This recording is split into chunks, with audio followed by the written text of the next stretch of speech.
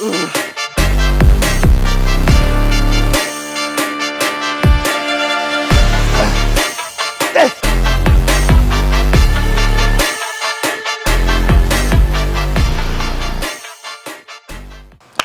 right, so we're hitting shoulders today. It's not going to be too complicated. We'll start off with something for the front delts, and then move on to some side delt stuff, and then end off with some rear delt stuff. Nothing complicated, just pressing, raises, and then reverse lateral stuff, whatever, reverse pec deck. I'm going to start off with the Smith machine. For the front delts, I'm not going to keep it very complicated, and I'm not going to do much talking right now. I'll talk a little bit more through the workout as I'm thinking through things, and then be able to explain some stuff, and hopefully you get some value out of it and some advice. But biggest thing I want you to see out of today's video is just intensity, right? I was doing a lot of the RP stuff for RP Hypertrophy app, and is just trying it out, right? And I think there's a lot of good ways to train. There's a million ways to paint a picture with a million different brushes, right? But it just wasn't fun for me. It's very, very monotonous and mundane. There's a lot of thought, and that's just not the way I can train for a very long time. I find that within training, I like to train with a little more instinct. I like to train with a little more of an animalistic way of thinking. You know, at the end of a set, kind of just put some body English into it, put a little bit of momentum, and just really carry that set for as long as you go, with partials, with extra reps, with drop sets, with rest pause sets, with intensifiers. And I feel like that extra style of training and intensity is where you have fun with the workouts, and you can create a different look to the muscle as far as it being grainier, harder, and dense muscle, right? So if there's something I want you to take out of today's training, it's just be a little bit more of the animalistic mentality when you train, and a little bit less of that scientific. Nothing wrong with that. They like to train like that for fun. That's how they enjoy the gym. I can't do that for the rest of my life. I'll quit this. So I'm gonna train the way I like to train from now on, okay? So I'll show you a couple things. All right, let's move.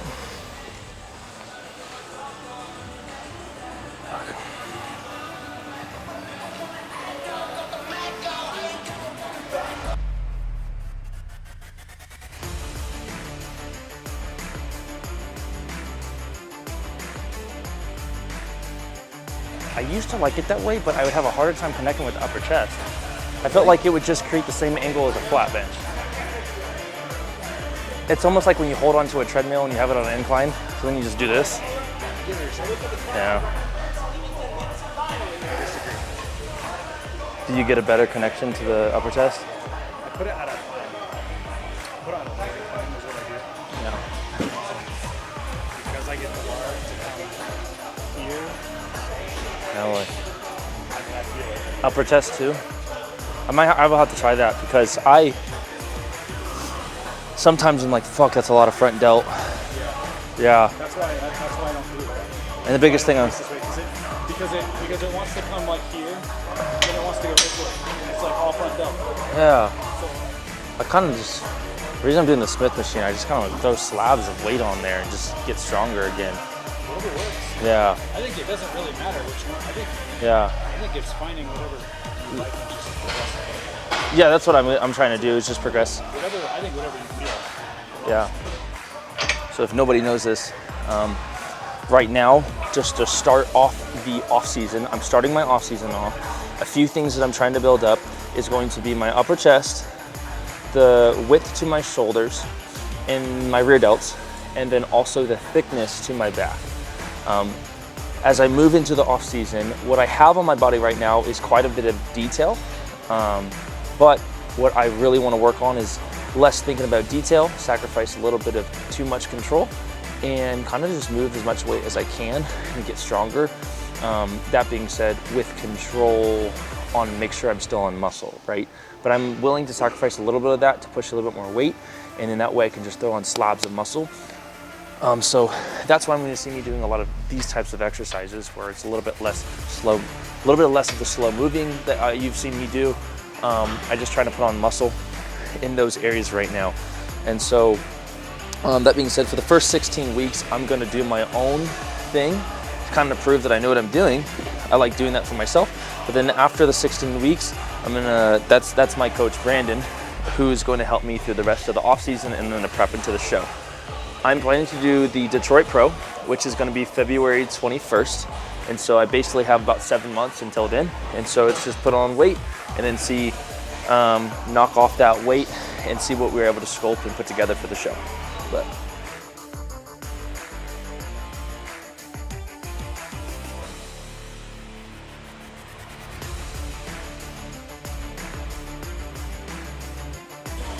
all right, not waste too much energy.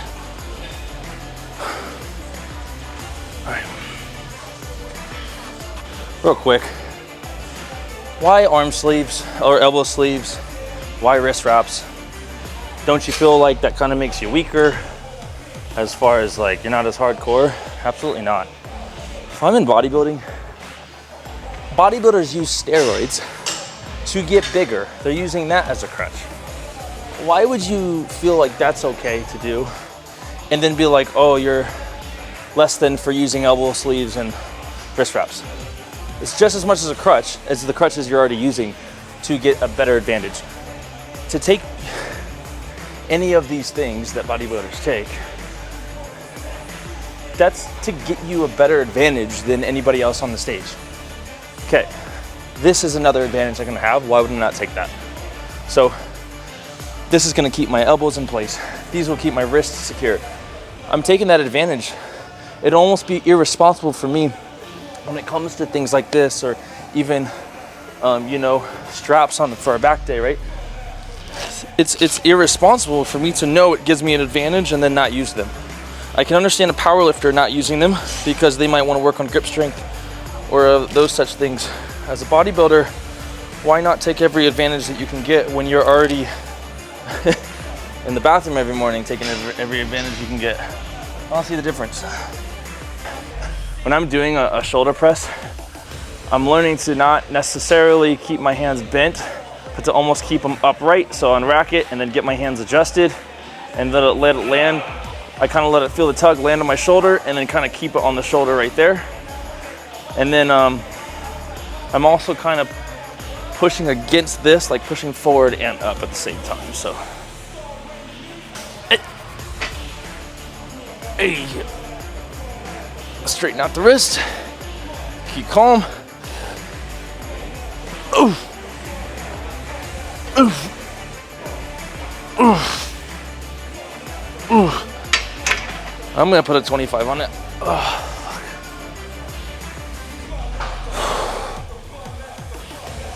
Do you think that should be a 25 or a 10 on each side? 25 to hip. Cool. I'm gonna see how this feels real quick and then I might need your help, yeah. So this is gonna be a really good example of test the weight before you actually work with the weight. That's how I like to put it.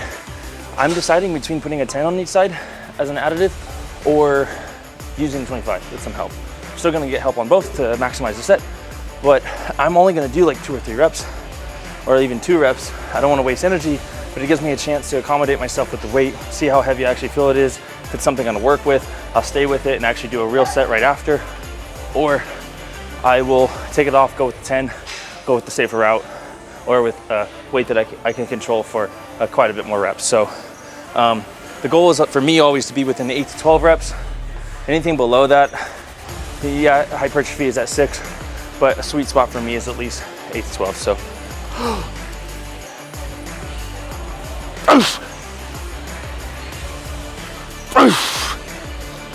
I'll go with 10. I can do it, but I'd rather have 10. Yeah, that. And then I'm also, I try to keep in mind, Dawson's not here. So He dies.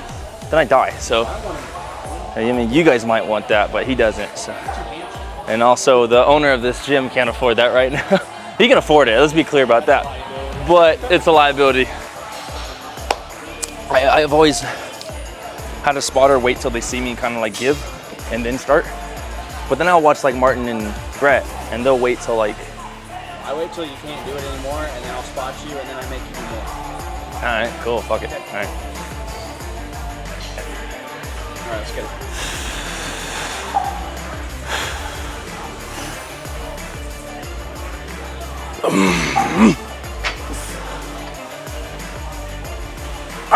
Easy. Come on. Let's go.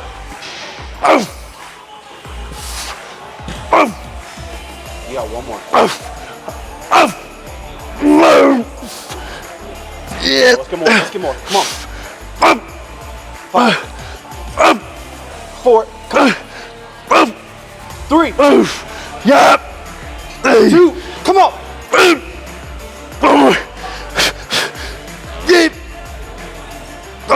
Rack that shit. I can't even help on that one. That was it there. Whew. Doing some rows on that. Yeah, he was. Attaboy. Yeah, here we go. Whew. Oh, I haven't had a spot like that in a while. That's good.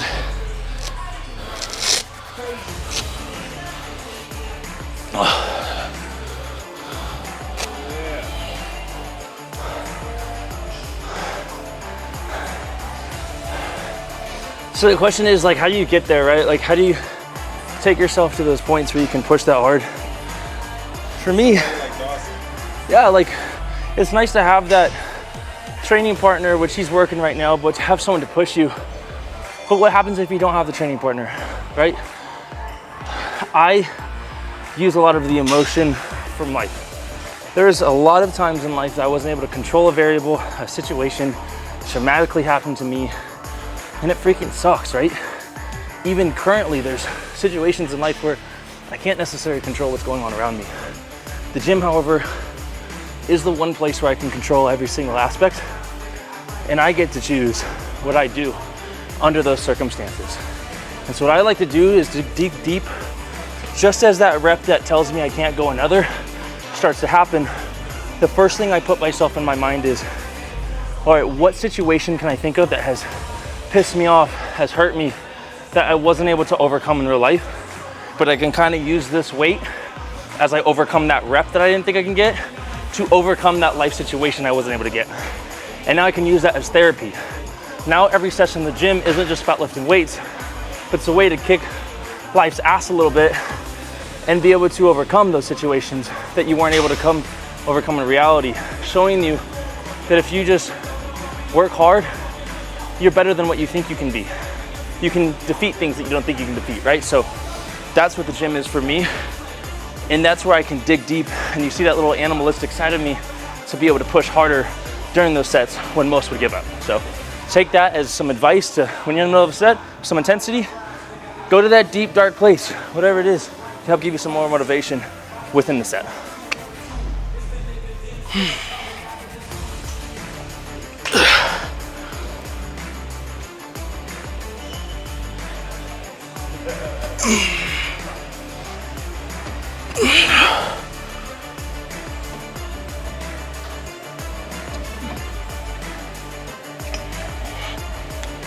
Come on, they're almost done, almost done. I really want the belt with the name on the back from Cardillo. You ain't no goddamn pro. But you have to earn it. Calm down. That is the rule. It's unspoken, but it's a fact.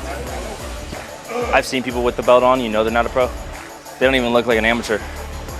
And it doesn't look right. I'll take this time to just kind of explain the next movement I'm gonna do. It's a side lateral raise, but it's gonna use cables. Take the two handles, put them all the way down, and then take right arm from this side, right arm from this side, stand up, be able to kind of get some leverage, and then just pull, right? The reason I like that is because, you know, with the dumbbell, as you get up here, first off, I love dumbbells, but as you get up here with a dumbbell, you know, it's hard to get anything above here to get any tension, and also anything beyond this point is, you know, tension is just anything that's resisting gravity. So the dumbbell, it's different versus the cable. A cable is constant tension the entire movement. So the cable is really nice to hold the tension for as long as you can through a set. Kind of makes it a little more difficult, but you can get pretty intense, but you can really connect with the delt. So don't do it because it's a fancy movement. Just do it because it works really well for me. So it's basically just doing back-to-back superset, but I'm going up in weight each time. My goal in reps is to get from 6 to 8 reps each time. And then after that, I'll go to like maybe a 10 pound or 15, 12 pound dumbbell, and then just rep that out for another 10 reps. Think about it, I'll be getting 8 times 3, 24, plus another 10, giving me 34 reps within one set. And it's all happening so fast, you're just ballooning the muscle. And so, it's from Kevin Levrone. I love Kevin Levrone, had some of the best shoulders on the planet back in his day, right? So, why not take notes from the best? So, let's see. Nice, everybody, how you doing? Good seeing you, good seeing you.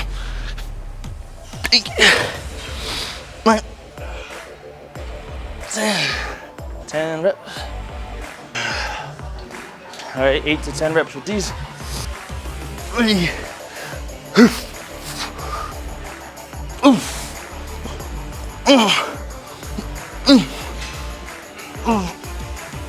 8, 9. There we go. Ow. Ow. Oh. 8. 8.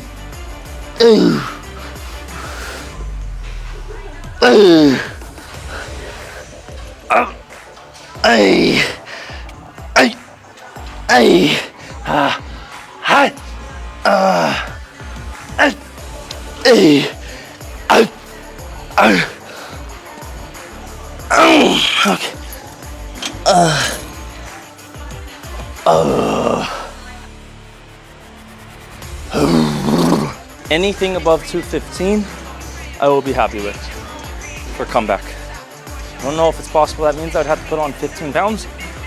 I would land at like 200 right now, as it is. So if I can get to 215, yeah, if I can get to 215, that'd be good. That's what I'm doing. And this is the key, right? A lot of people, they get into an off season and they treat it as that word says, off season, like they're off. No, there's nothing different. For an off season, for bodybuilding, it's a growth season. You're putting on muscle. There should be no difference between your off season and your contest prep. You're doing the same thing. You're going to the gym, you're training as hard as you possibly can, progressing on weights, progressing on machines, progressing on your lifts. You're eating food. You are still doing cardio, still prioritizing sleep, still prioritizing hydration, right? Only difference is now you're eating more food and making sure you're not getting too much weight. That's the only difference. So that when you go into this, then you go into the contest prep and you're trying to cut off body fat, then you hear these competitors say, all right, it's time to dial in and really turn up the heat. What do you mean turn up the heat? You're doing the same thing you were supposed to be doing your entire career as a bodybuilder. You're just eating less food. Literally the only difference. You're overcomplicating it. Just train hard, eat what you're supposed to eat, drink your water, get some sleep, make sure your digestion's good. There's not much more variables to pay attention to.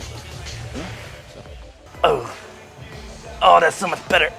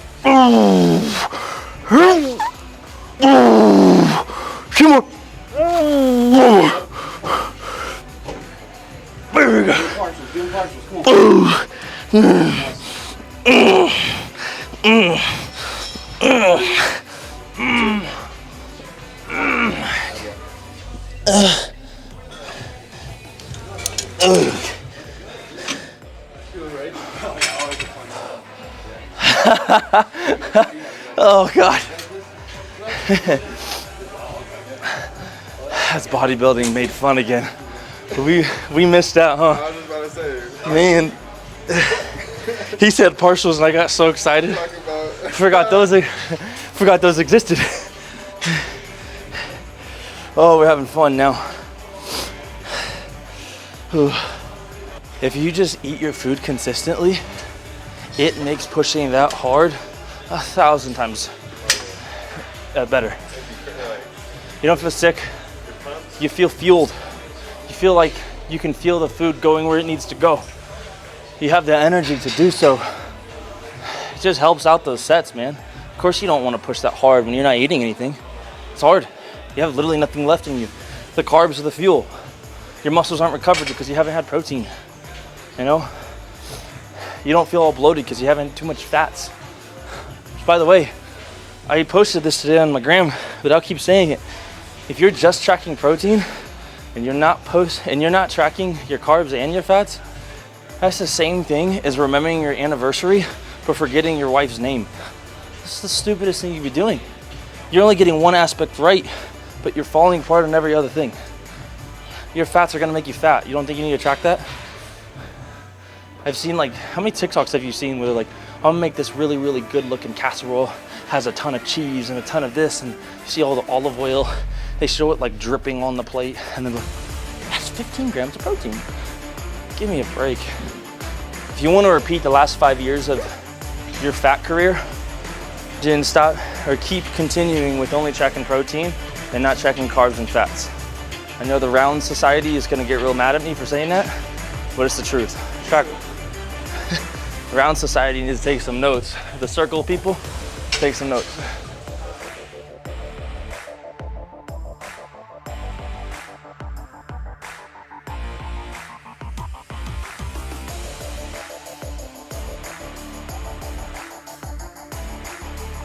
I'm obviously giving a lot to the side delt, but remember, biggest thing I'm trying to work on is the side delt.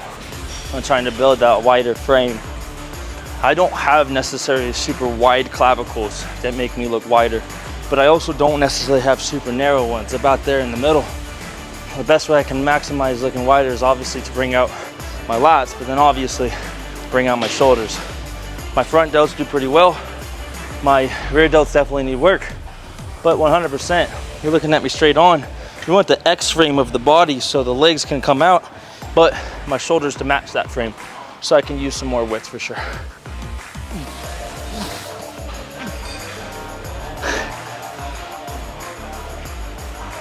Okay.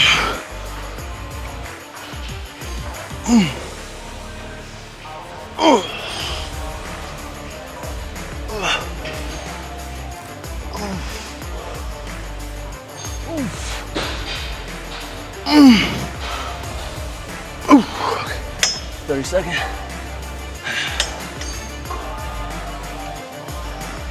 4, 3, 2, 1. Oh.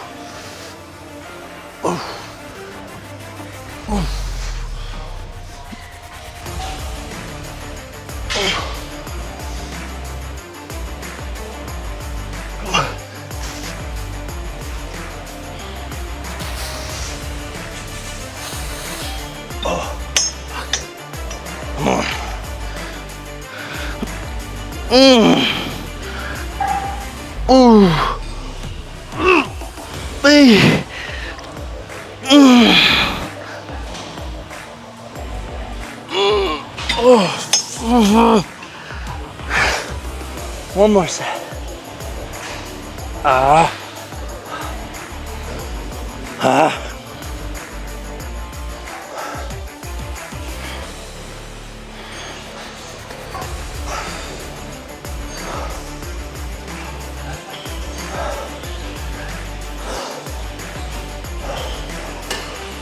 That's it for that.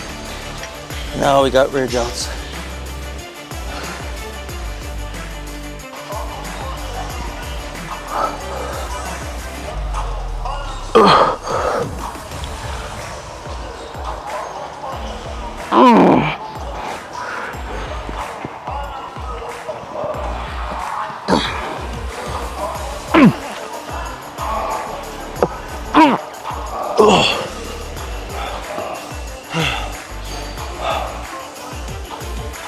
don't need a lot of weight for this damn machine.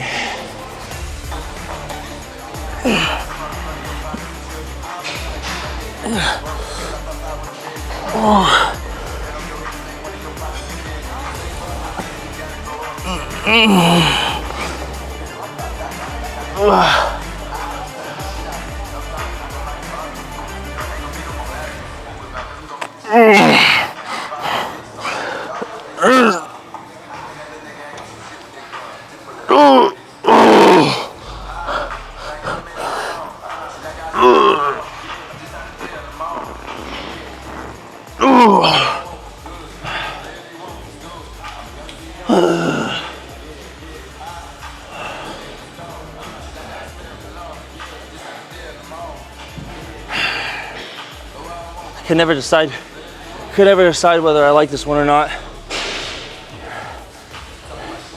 My rear delts are pumped because something's moving it, but I can't tell if they're pumped because they're moving it. And whether I go lighter or not, that's not the case.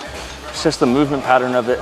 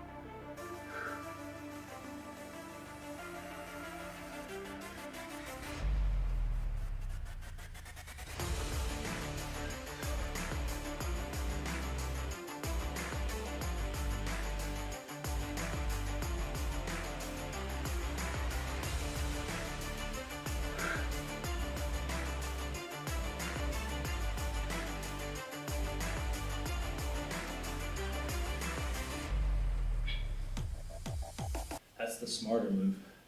Run round after round after round.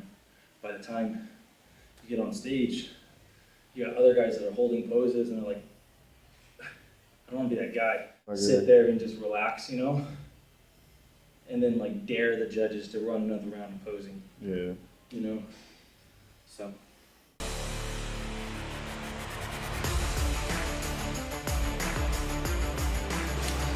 That's it for the video. There's not much else to it other than train hard. Find something deep within yourself to help push you during those sets where it gets difficult.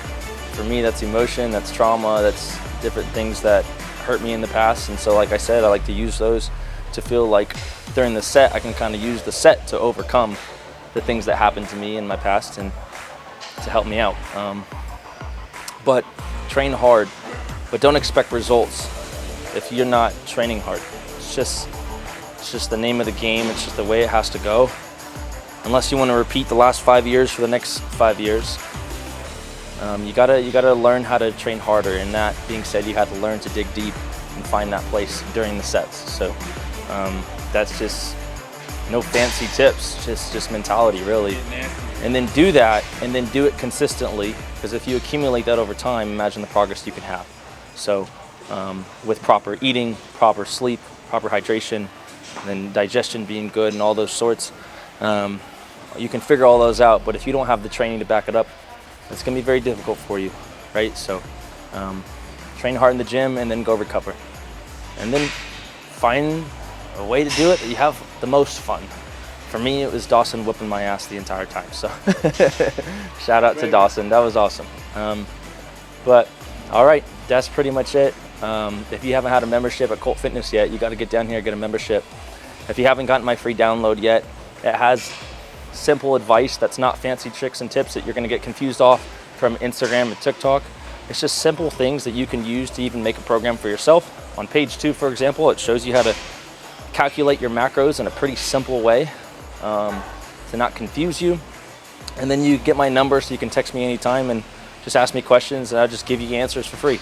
So I'll put that link in the bio. It's in the bio of my Instagram. We'll put my Instagram in the description, and keep following me just to see some more fun training and see how I experience bodybuilding and have fun with the sport. So it was a good training session, and thanks to those that helped. Thanks to Steve for always being a great guy filming me and taking time. So you guys have a great one, and don't forget to like and subscribe, and just keep coming back. See you in the next one. Cool. Don't be a skinny bitch.